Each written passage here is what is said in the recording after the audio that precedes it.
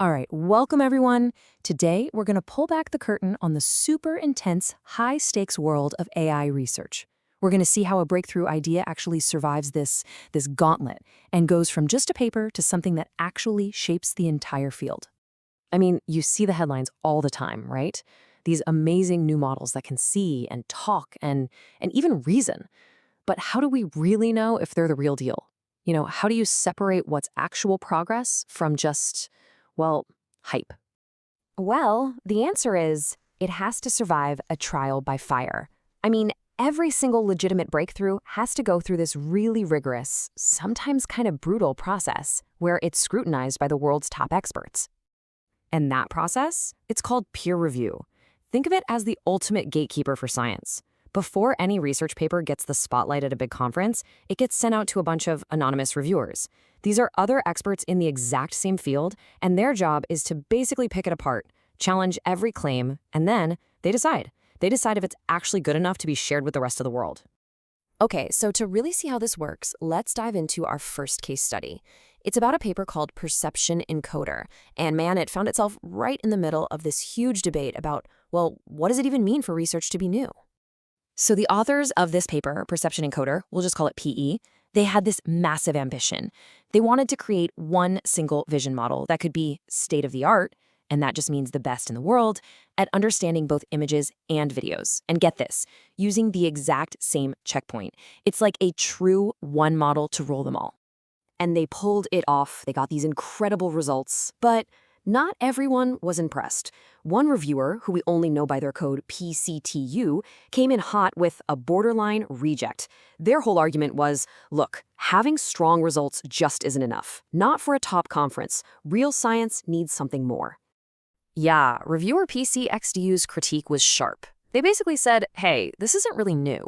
They claimed it was pretty much just a bigger, scaled-up version of models that already exist, like OpenClip.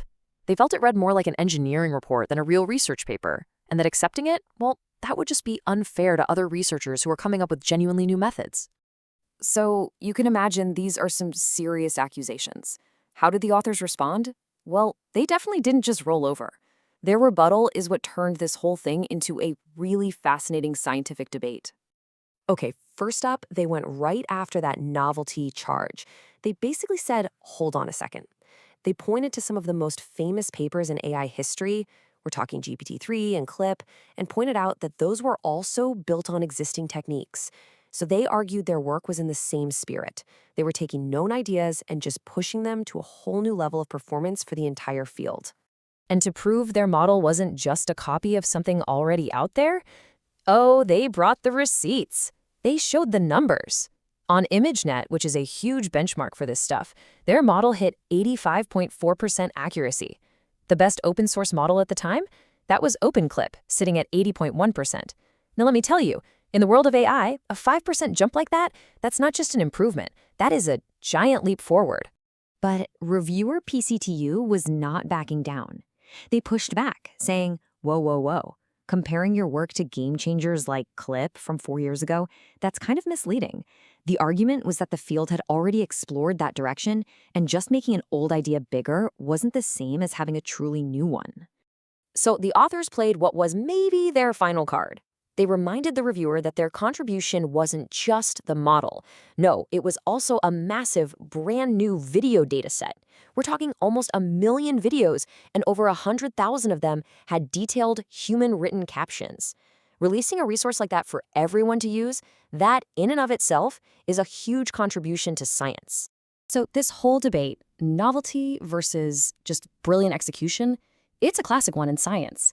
But that's not the only challenge a paper can face. Sometimes the gauntlet is way more about practical, real-world stuff. So let's switch gears and look at another paper. This one is called Embodied Perception Memory. And here, the team wasn't just trying to build a better model on a computer. No, they were trying to build a better robot brain. And as you can imagine, that comes with a whole different set of challenges. What they were tackling was this huge, fundamental problem in robotics. How do you give a robot a memory that's actually useful? A memory it can use to plan and act in the real world, to complete these really complex, long-term tasks. See, it's one thing to make this work in a nice, clean simulation. But the real world? The real world is messy. And sure enough, the reviewers' concerns were all about that messy real world. They were asking things like, okay, have you actually tested this whole planning pipeline on a real physical robot? Is a memory that's just text really enough for physical tasks? And what happens when things go wrong, like an object gets blocked from view? I mean, these are tough, super practical questions. And this is where it gets pretty interesting. The author's response was surprisingly simple. It was basically, yep, we already did that. They just pointed the reviewers to the supplementary materials, the appendix of the paper where all the nitty-gritty details live. And right there were detailed experiments on a real Boston Dynamics spot robot, plus all the comparisons to other systems.